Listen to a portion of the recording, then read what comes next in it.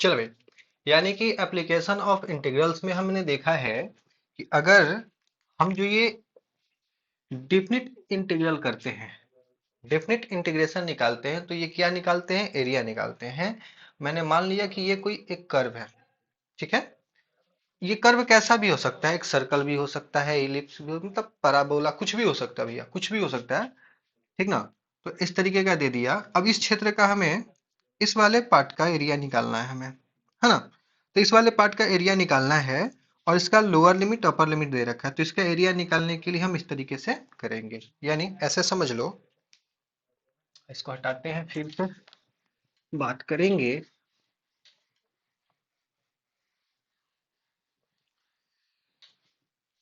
मान लेते हैं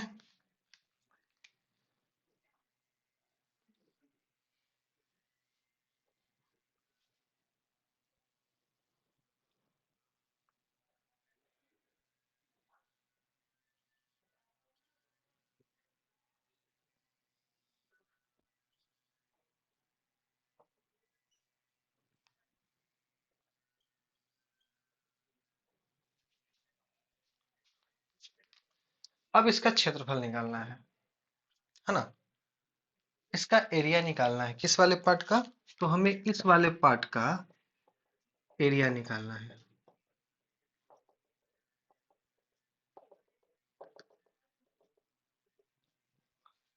तो इसका एरिया क्या होगा?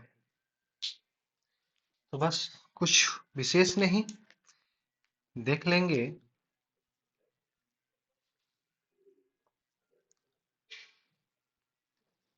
ठीक, कि इसका लोअर लिमिट क्या है, इधर लिखते हैं इसको। इसका लोअर लिमिट यानी एक्स का मिनिमम मान कितना है? एक्स, तो लोअर लिमिट। एक्स का मैक्सिमम मान कितना है? 7, तो अपर लिमिट। यहां से y का वैल्यू क्या है, यानी y का वैल्यू एफ एक्स है, तो एफ एक्स, और x के रिस्पेक्ट में इसका इंटीग्रेशन निकालेंगे। हाँ जी, x के ही रिस्पेक्ट में निकालेंगे।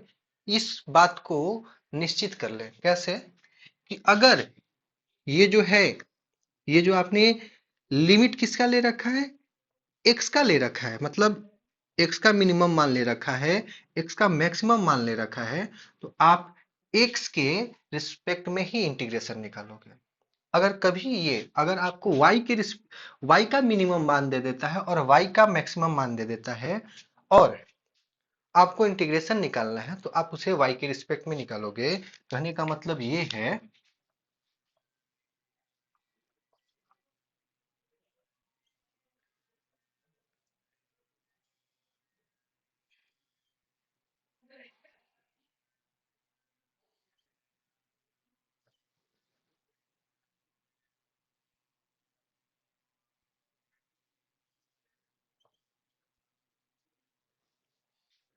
है ना, ये कुछ इस तरीके से होगा। अगर y के रिस्पेक्ट में लेते हैं, तो इसका अब क्या हो जाएगा? तो इसके लिए हमें लिखना होगा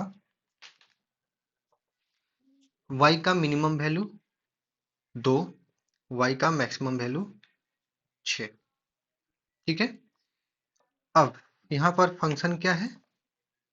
एफ वाई है, एफ वाई है ना, क्योंकि ये y पे बात कर रहे हैं ना हम, y का मान ले रहे हैं, तो y का ही लेना पड़ेगा, है ना। और इसे किसके रिस्पेक्ट में इंटीग्रेशन निकालोगे? तो y के रिस्पेक्ट में निकालोगे। क्यों? क्योंकि हमने y एक्सेस का मिनिमम मान और मैक्सिमम मान ले रखा है, इसलिए हम इसका इंटीग्रेशन y एक्सिस के रिस्पेक्ट में निकालेंगे, और ये इंटीग्रेशन इस वाले पार्ट का निकलने वाला है। चलो भाई, जल्दी। मान लीजिए इसका इक्वेशन दे रखा है आपको, x square plus y square बराबर ए का स्क्वायर, क्योंकि यहाँ पर आर का स्क्वायर यानी रेडियस का स्क्वायर ही होता है ना, ये आर का स्क्वायर ले लेंगे। ठीक है, इतना है, ये आपको नहीं बताया जाएगा। ठीक, इससे आपको जान जाना है कि रेडियस कितना है, ये बताता है, ये जो होता है रेडियस होता है, इसी के अनुसार ये होगा, तो ये समझना आपको। तो एक बात बताओ कि अगर मैं इस वाले पार्ट का एरिया निकाल लूं और फिर 4 से गुना कर दूं, तो क्या मैं इस पूरे सर्कल का एरिया निकाल सकता हूं, बिल्कुल निकाल सकता हूं। ठीक है, क्योंकि ये चारों बराबर होंगे। ठीक ना। तो बात करते हैं यहां से। तो इसे हम एक बार x के लिए भी देख लेते हैं, एक बार y के लिए भी देख लेते हैं। तो सबसे पहले x पे बात करेंगे हम। तो जब हम x पे बात करेंगे यानी कि हम x के रिस्पेक्ट में निकालेंगे, तो समीकरण का जो मान होगा, इक्वेशन का जो वैल्यू होगा, वो y इक्वल टू निकलेगा। y का इक्वल टू मतलब हम यहाँ पर निकालेंगे क्या कि यहाँ से y का मान क्या आ जाएगा, तो वाई स्क्वायर का मान आ जाएगा a का स्क्वायर माइनस एक्स स्क्वायर, यानी y का वैल्यू हो जाएगा a square minus x square under root में। ठीक है। तो यहां से देखें, यहां पर ये लाइन देखेंगे, ये लाइन है हमारा, ये लाइन कितने का है, तो पता चला ये x बराबर 0 है। ये क्या है, x बराबर 0। अब फिर एक पॉइंट यहां पर x एक्सिस में है। ठीक ना। तो ये कितना है, x बराबर a है। यानी कि x का लोअर लिमिट हम क्या लेंगे, 0 लेंगे, और x का हम अपर लिमिट क्या लेंगे, a लेंगे। अब यहां पर हम y dx लेते हैं।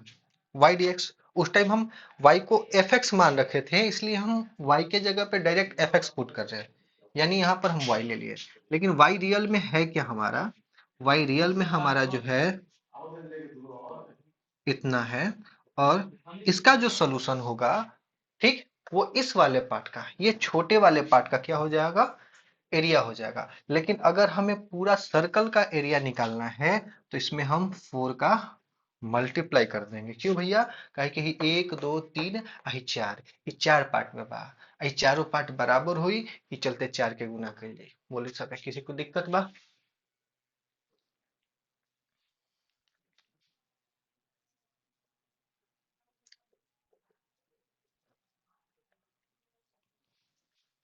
इतना है।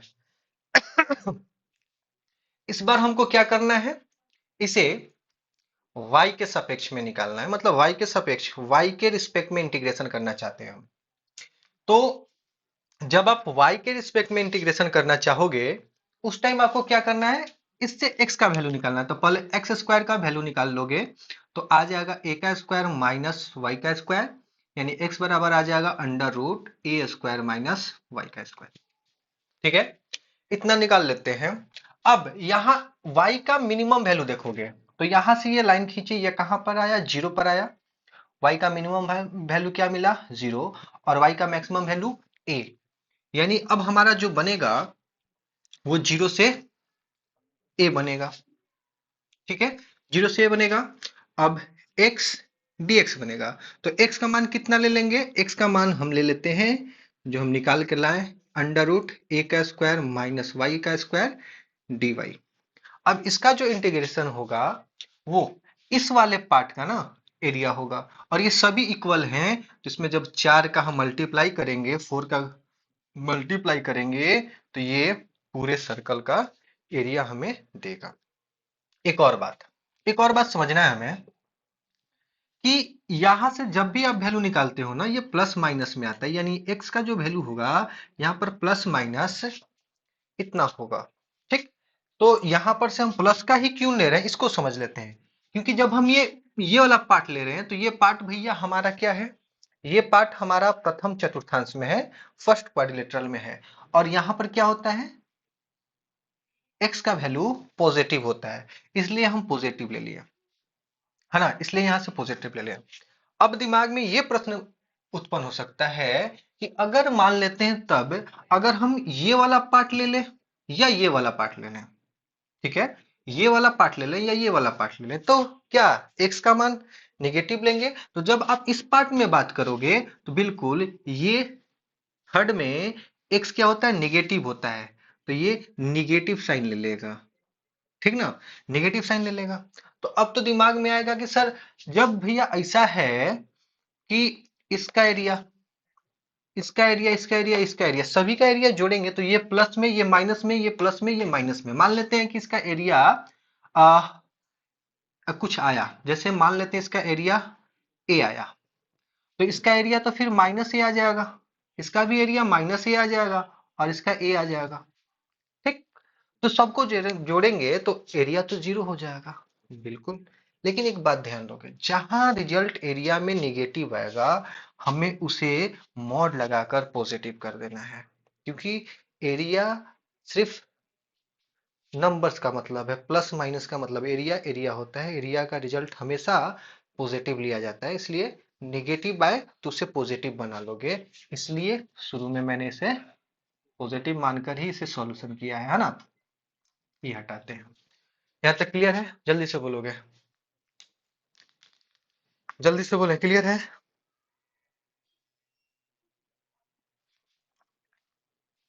हम्म।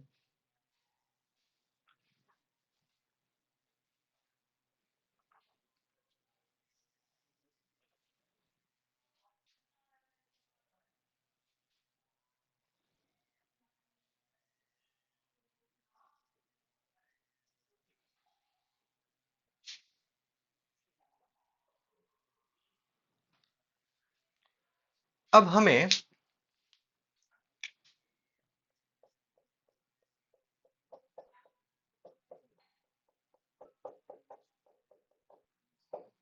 इस वाले पार्ट का निकालना है, और इसका दे दिया गया आपको y equal to f x, मान लो इसका कोई मतलब ये इक्वेशन है इसका।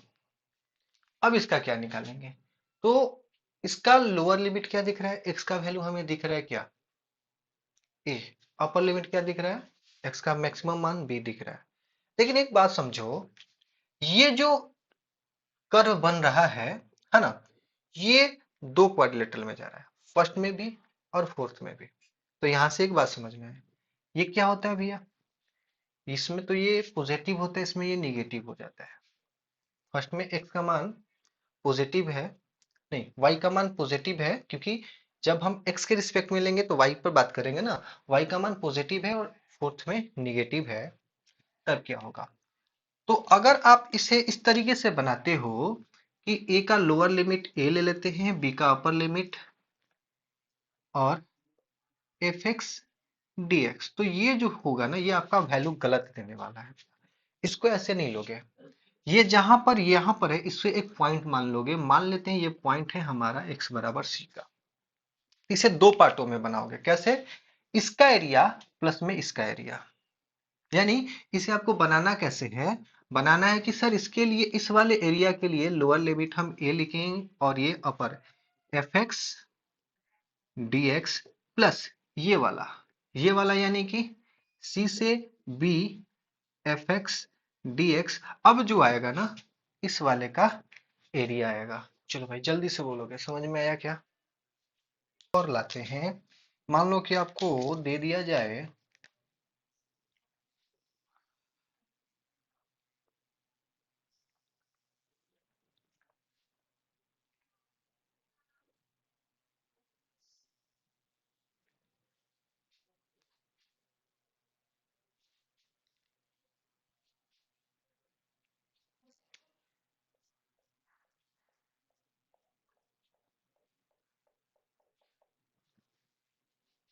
ये कुछ ऐसा फंक्शन हम दे देते हैं आप लोगों को। ये वाला फंक्शन है f x y equal to, और ये वाला फंक्शन दे देते हैं आप लोगों को वाई टू इक्वल टू। ये वाई वन है और वो इतना है। क्या होगा भी समझ लेते, थोड़ा कुछ नहीं है बस। अब देखो भैया, ये वाला एरिया निकालना है, तो इसको दो पार्ट में हम पहले तोड़ते हैं, दोनों को दो पार्ट में तोड़कर समझने का कोशिश करते हैं। एक इसे ले लेते हैं, ये वाला है हमारे पास, ये वाला है, ठीक है, और ये वाला पॉइंट है यहाँ से यहाँ पर, और ये वाला पॉइंट यहाँ से यहाँ तक है, यही बीच में निकालना है। तो ये पॉइंट हम यहाँ से यहाँ ले लेते हैं और इसमें भी यहाँ से यहाँ ले लेते हैं। तो इस वाले पॉइंट को हम दे देते हैं, चलो फिलहाल ए ही नाम, और इस वाले को बी दे देते हैं। निगेटिव में है तो माइनस में जाएगा, लेकिन समझ जाओ ए का वैल्यू निगेटिव आएगा, उससे कोई दिक्कत नहीं है, समझना है बस। एक और इसका एक और फिगर होगा, बना लेते हैं, वो बना लेते हैं कुछ इस तरीके से। ये यहाँ पर हमारा ए आएगा और ये हमारा यहाँ पर बी आएगा।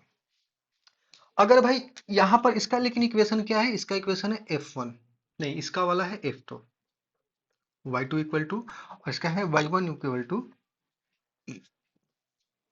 इतना। ठीक है। अब ये देखोगे कि भैया जब आप इस तरीके से करोगे ना, ए से B f x two d x, तो इसमें क्या निकलेगा, ये पूरे वाले का, इस पूरे वाले का एरिया निकल जाएगा।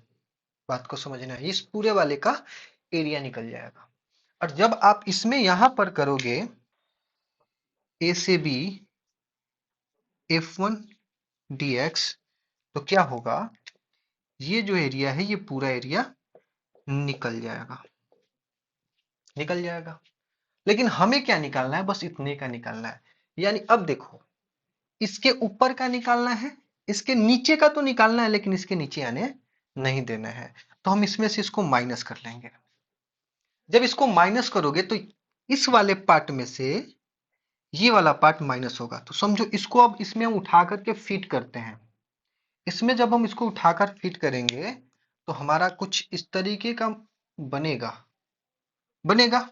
और इस जब इसको माइनस करोगे तो ये वाला पार्ट क्या हो जाएगा भैया, माइनस में खत्म। यानी ये पार्ट नहीं रहेगा, ये पार्ट नहीं बचेगा। तो बचेगा क्या, ये वाला पार्ट। इसका मतलब इसका आंसर क्या होगा, तो इस वाले का आंसर जो होगा वो ए से B F two D S minus A से B X one D X. अब यहां से जो सोल्यूशन आएगा ना भाई, इसका आएगा। बोलो भाई जल्दी बताओगे, किसी को दिक्कत है क्या।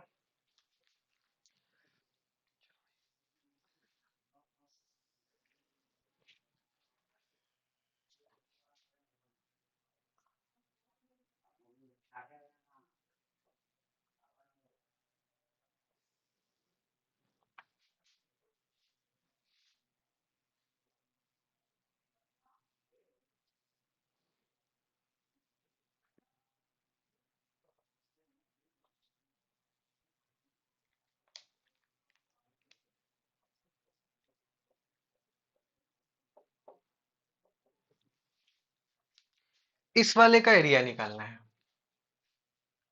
तो क्या करते हैं फिर से, सिर्फ इस वाले, यहां पर दो लाइन, एक आपको लाइन लिया गया है और एक कर्व लिया गया है। तो कर्व का मान लेते हैं कि दे दिया गया है आपको y इक्वल टू इतना, है ना।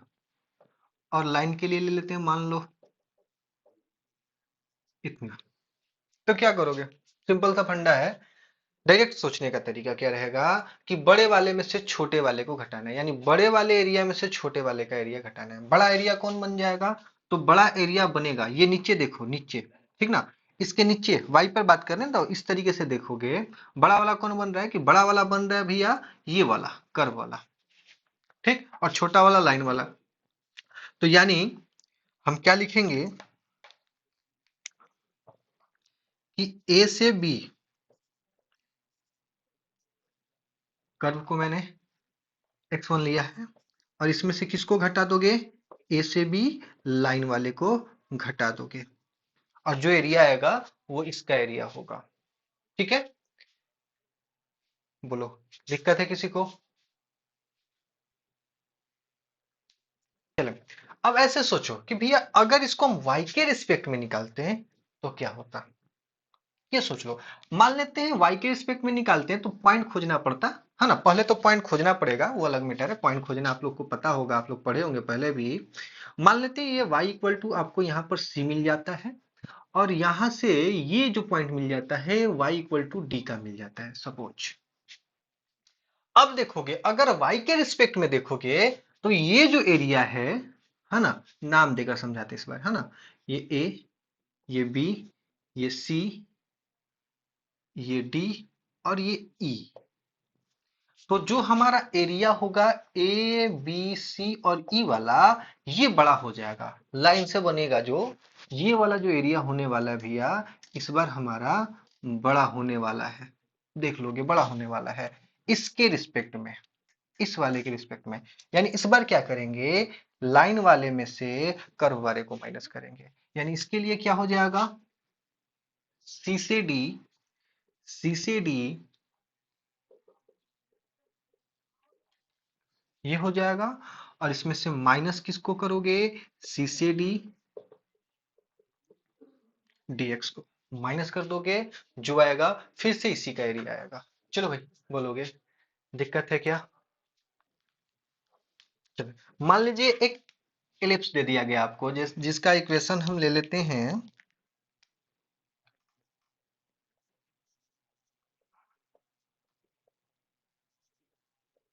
इतना, है ना, और ये बता दिया गया है सपोज कि ये बड़ा है, मतलब या तो कभी ए बड़ा हो सकता है कभी बी बड़ा हो सकता है, हम ए को बड़ा लेकर चले, ठीक है। तो अब पूछा जाएगा कि इस वाले का एरिया बताओ, बस इतना देकर हो सकता है आपसे पूछ लिया जाए इस वाले का एरिया बताओ, ठीक। तो सबसे पहले तो आप क्या बनाओगे, ग्राफ। देखो अगर आप ग्राफ बना लेते हो ना तो मामला दम सरलता से जाएगा। डायरेक्ट भी हम लोग करना सीखेंगे, लेकिन ग्राफ अगर बनाने आ जाता है क्वेश्चन का तो कुछ और ही मजा देगा। सबसे पहले क्या कर लोगे, ऐसे ले लोगे, x के नीचे a है और a बड़ा है, तो ये x का पॉजिटिव है तो इधर a पॉजिटिव मिलेगा, यानी इधर का जो पॉइंट होगा ना वो a जीरो होगा, और इधर का जो पॉइंट होगा वो माइनस a जीरो होगा। y के नीचे क्या है b, यानी y एक्सिस पे b तक जाना है। ऊपर वाले में जो होगा वो जीरो b पॉजिटिव में होगा, और नीचे वाले में जो होगा जीरो माइनस b होगा, ठीक है। अब इसको मिला देंगे,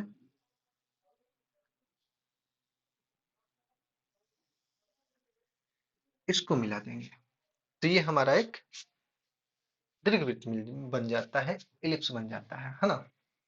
अब हमसे पूछा गया है भैया इसका एरिया निकाल दो, बताओ भैया इसका एरिया क्या होगा।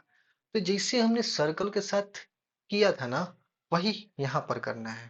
क्या करना है, तो भैया पहले किसी एक वाले पार्ट का निकाल लेते हैं। अब डिसाइड करो तुम कि एक्स के रिस्पेक्ट में निकालोगे कि वाई के रिस्पेक्ट में निकालेंगे। तो हम एक्स के रिस्पेक्ट में निकालते हैं, तो एक्स के रिस्पेक्ट में निकालेंगे तो इस वाले पॉइंट से यहां तक जो लाइन आएगा और ये एक्स को टच करेगा, तो एक्स का वैल्यू यहाँ पर क्या मिलता है, जीरो। और यहाँ पर एक्स का वैल्यू क्या मिलता है, तो यहाँ पर एक्स का वैल्यू मिल जाता है, ठीक है। अब एक्स के रिस्पेक्ट में निकाल रहे हैं तो इक्वेशन का वैल्यू जो होगा वो y इक्वल टू होगा, यानी वाई स्क्वायर अपॉन में B square one minus x का स्क्वायर ए का स्क्वायर, यानी ये इधर जाएगा तो ये कुछ इस तरीके का होगा। इसको लिख देते हैं ए स्क्वायर एक्स स्क्वायर बट्टा में ए का स्क्वायर, यानी y बराबर बी स्क्वायर ए स्क्वायर एक्स का स्क्वायर, यानी y इक्वल टू आ जाएगा हमारा अंडर रूट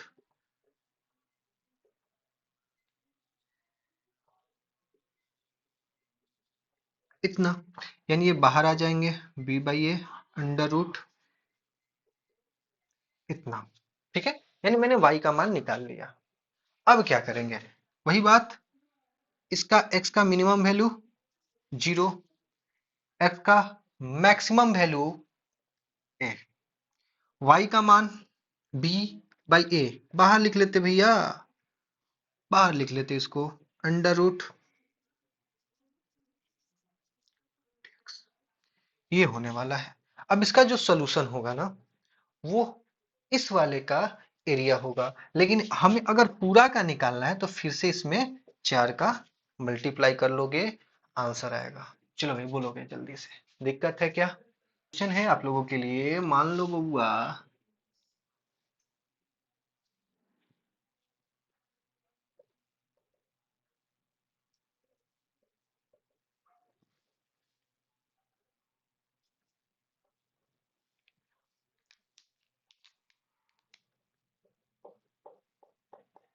चले बताएंगे इस वाले पार्ट का एरिया क्या होगा। तो निकालोगे 3 से 4 में किसका, 2x-3 का x के रिस्पेक्ट में, तो इसका क्या आ जाएगा, 2 x square by two minus 3x, है ना, 3 4, एक बार भैया 2 से 2 काट देना, है ना। अब क्या करबो, एक बार 4 रखबो एक बार 3 रखबो, तो 4 रखबो तो 4 के स्क्वायर 16 माइनस 4 3 12, माइनस के चिन्ह देके ही रखबो 3 के स्क्वायर 9 और माइनस 9 तो हई हो जी तहार 0 आ हई हो जी तहार 4 यानी आंसर का ही हो भैया 4।